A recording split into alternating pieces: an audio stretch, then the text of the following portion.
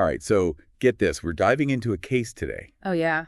That's been labeled, get this, rarest of the rare over in India. Wow, rarest of the rare, huh? Okay, and you want to know why? Lay it on me. This case, it involves, well, it's about this woman named Grishma SS. She was just sentenced to death for murdering her boyfriend. Oh, wow. And get this, she used an Ayurvedic concoction to poison him. An Ayurvedic what? Like for healing? Exactly. That's the crazy part. This stuff is usually associated with wellness and all that, but she laced it with pesticide. Really? Wow. That's oil. Yeah, and rare. I mean, we're talking death penalty rare. Absolutely. This case, it really captivated India, brings up all these questions about love and betrayal. And about societal expectations too, right? Totally. This whole thing actually happened back in October 2022, but the sentencing just happened last month. Oh, wow. So this has been going on for a while. Yeah, for a while. So just to catch everyone up, Grishma, she was 24 years old from Kerala, and she was found guilty of murdering her boyfriend, Sharon. And it wasn't like a heat-of-the-moment thing. It was planned. Premeditated. Yeah. And that method, using the Ayurvedic drink, it really points to a level of planning that's not typical, especially when we think about, crimes of passion. Right. It's chilling. It is. And, it makes you think, why would someone even think to use something like that, an Ayurvedic drink? Well, you have to think about the culture, right? Ayurvedic practices are super common in India. Yeah. People see them as natural, harmless even. Right. So using something like that, it could have been a way to throw people off, at least for a while.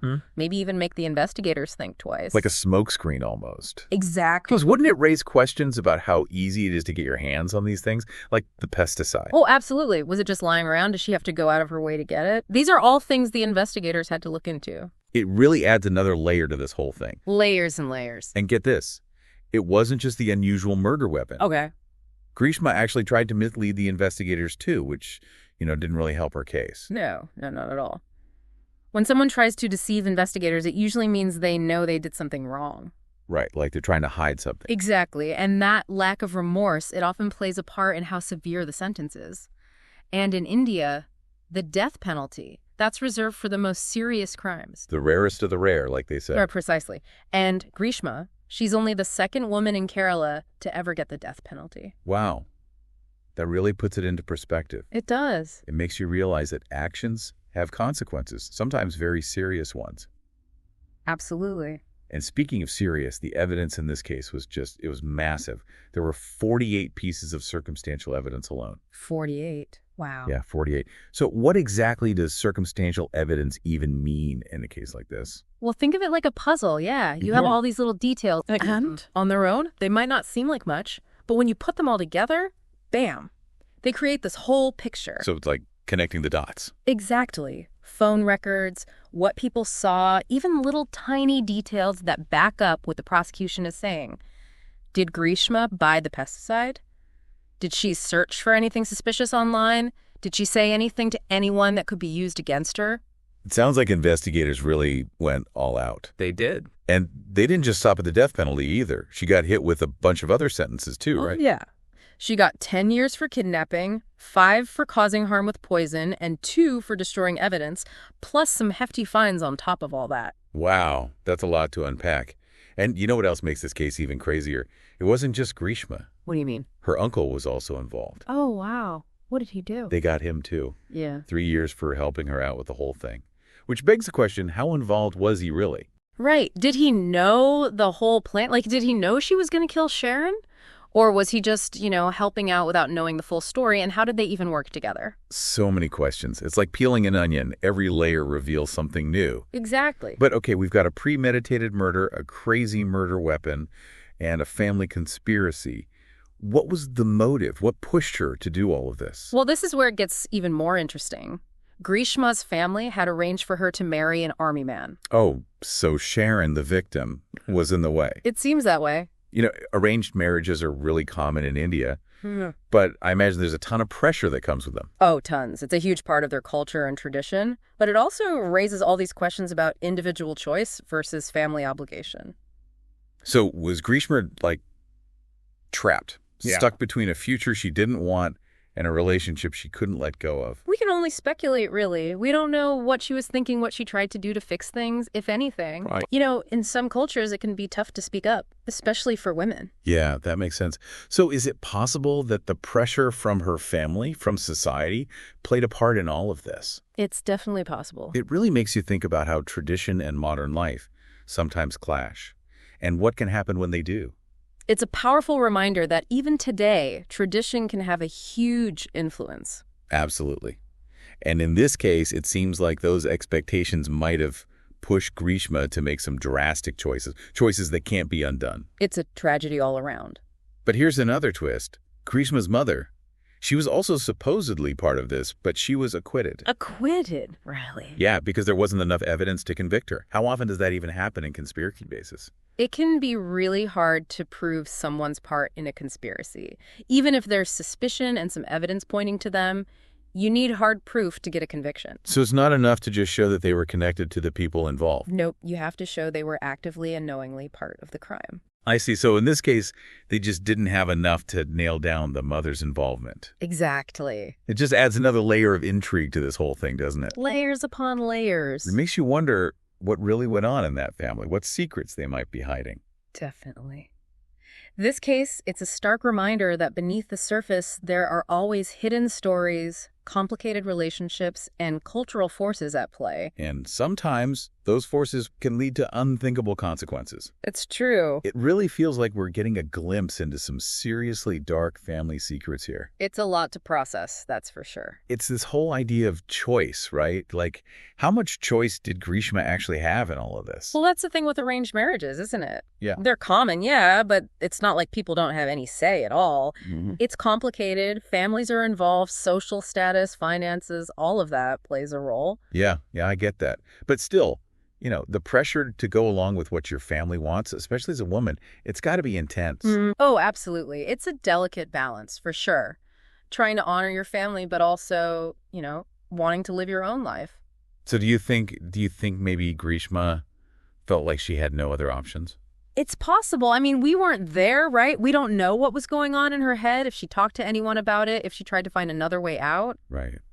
And let's be real, in some cultures, speaking up, especially for women, it's just not that easy. Yeah, it's not always encouraged. So we're left with this idea that maybe the pressure from her family, from society, it all just became too much. It's not hard to imagine that happening. It's a tragic reminder that even now, tradition can have a huge, huge impact on people's lives. Absolutely. And sometimes it can lead to terrible outcomes. It's true. Okay, so we've talked about arranged marriages, about the cultural stuff, but what about the actual case? Like, how did they prove she did it? Well, they had those 48 pieces of circumstantial evidence, right? Yeah, the puzzle pieces. Exactly. And I'm betting a lot of it was digital evidence, like, did she buy the pesticide online? Did she text anyone about it? Google searches, that sort of thing. Oh, wow. Yeah. All those digital trails we leave behind. It's hard to hide these days. So like a silent witness almost. Kind of, yeah. But it wasn't just that, I'm sure. They would have needed physical evidence too, right? Fingerprints, maybe traces of the pesticide on her stuff. Makes sense. And they had witnesses too, right? To back it all up. Oh, for sure. It all adds up. And don't forget, it wasn't just a murder charge. Kidnapping, poisoning, destroying evidence, it was a whole lot. Right. So for kidnapping, they had to prove she took him against his will, right? So maybe messages where she lured him somewhere or someone saw it happen. And for poisoning, well, the medical evidence would have been key there. The autopsy showing how he died and that the pesticide was in his system. It's like they were putting together this giant puzzle. Piece by piece. And then destroying evidence. What did she do? Like toss the container, delete messages. Probably something like that, yeah. Anything that looks like you're trying to cover up a crime, it's not going to help your case. Makes sense. It's like she was trying to wipe away all the traces, but they caught her. They got her. It really shows how hard it is to get away with anything in this day and age. The digital age, it leaves its mark. And in this case, those marks, along with good police work and a ton of evidence, it all led back to Grishma. It was a strong case, no doubt. It's pretty amazing how it all came together. It is. It really shows how investigations work now, all the different pieces involved. Like a modern-day detective story, but with a digital twist. Exactly. Who knows what they'll be able to do in the future? It's kind of scary to think about, but also kind of cool. Yeah, it's a double-edged sword. So her uncle, he got 3 years, right? Which seems like nothing compared to the death penalty. Yeah, sentencing in conspiracy cases can be tricky. It really depends on how involved each person was, what they knew, what their intentions were. So they figured the uncle, maybe he didn't know the whole plan, or maybe he didn't think it would go that far. Could be. Or maybe he helped them out afterwards, which is still bad, but not as bad as planning the whole thing. Right, right. And don't forget, maybe he cooperated with the investigation, gave them information that helped put Grishma away. Oh, yeah, that could make a big difference. It could. So it's not just about proving someone was involved. It's about figuring out exactly what they did, how responsible they were. It's complicated stuff. Oh, yeah. And it shows that justice, it's not always so clear-cut. There are shades of gray. Definitely. The legal system, it tries to be fair, to take everything into account, but it's not perfect. And in this case, you have two people, both involved, but with completely different outcomes. That's the reality of it. It's a powerful reminder that your choices have consequences, and sometimes those consequences are huge. It's a lot to think about. Okay, one more thing before we wrap up. Grishma's mother, she walked free. Right, because they couldn't prove she was involved. Which makes me wonder, how do you even prove a conspiracy? Like, what makes it so hard? Well, you have to show that there was an agreement, right? Like 2 or more people planned to do something illegal. Okay. And that's tough to prove beyond a reasonable doubt, especially if you don't have direct evidence. So in the mother's case, they might have suspected she knew, but suspicion isn't enough. Nope, not even close. Yeah. They needed hard proof.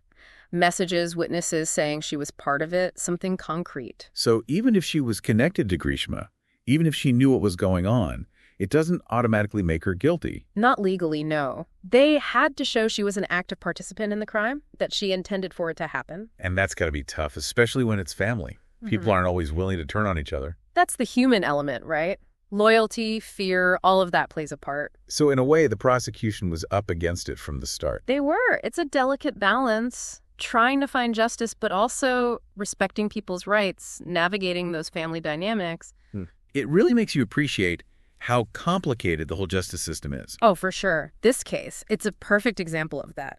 Traditional values clashing with modern investigation, all these layers of complexity. And at the heart of it all, a really sad story, a tragedy. Absolutely. It makes you think, doesn't it? About ambition, desperation, how sometimes things just spiral out of control. It does. It really does make you think, like, what else is out there? What other secrets are hidden in those digital footprints? Right. And the thing is, technology is always changing, so who knows what investigators will be able to find out in the future. It's a little bit creepy, but also, like, exciting for solving crimes, you know? Yeah, it's kind of both. Okay, so let's get back to the case. We talked about how the uncle got 3 years, which seems, I don't know, kind of light compared to the death penalty. Yeah, well, with conspiracy cases, the sentences can be all over the place. Okay, so why the difference then? Why such a light sentence for the uncle? Well, it all comes down to how much they were involved, what they knew, what they were thinking at the time. So the court probably figured the uncle, maybe he wasn't in on the whole murder plan. Yeah, maybe he didn't know she was actually going to kill Sharon, or maybe he just helped her out after the fact, which is still bad, but not as bad as being the mastermind. Right, right. Makes sense. And, you know, he might have even helped the investigation, told them things that helped put Grishma away. Oh, yeah, that could definitely get him a lighter sentence. For sure. So it's not just about proving someone was connected. It's about figuring out what they did, how guilty they really were. It's way more complicated than just, like, were they involved or not? Exactly. The justice system, it tries to be fair, to weigh everything, but it's not always easy. And in this case, it led to 2 very different outcomes for 2 people who were both part of the same crime. That's how it goes sometimes. Your choices have consequences, and sometimes those consequences are life-changing. Absolutely. Okay, one last thing before we wrap up. We haven't really talked about Grishma's mother, the one who was acquitted. Right, the one they couldn't prove was involved. Right. Which brings me to my question. How do you even prove a conspiracy? Like, what makes it so tricky? Well, you have to show that there was an agreement, right? That 2 or more people got together and planned to break the law. Okay. And that's really hard to prove for sure, especially if all you have is circumstantial evidence, those little details. So with the mother, maybe they thought she knew something, but that's not enough to convict her? Nope, not at all. They needed cold, hard proof. Messages, witnesses saying she was part of the planning, something solid. So even if she was connected to Grishma, even if she maybe had a feeling something was up, it doesn't automatically make her a criminal. Not in the eyes of the law. They had to prove she was an active part of the plot, that she wanted it to happen. Wow, that's a high bar to clear. It is, especially when it's family. People don't always want to betray their own, even if they know something's wrong. Right, you've got loyalty, fear, all those emotions mixed in. Exactly. So yeah, the prosecution had a tough job trying to prove her involvement. It's amazing how complicated these cases can get, with all the different angles and relationships. Oh, absolutely. And this case, it really shows you how everything intersects. Tradition, technology, the law, human nature, it's all there.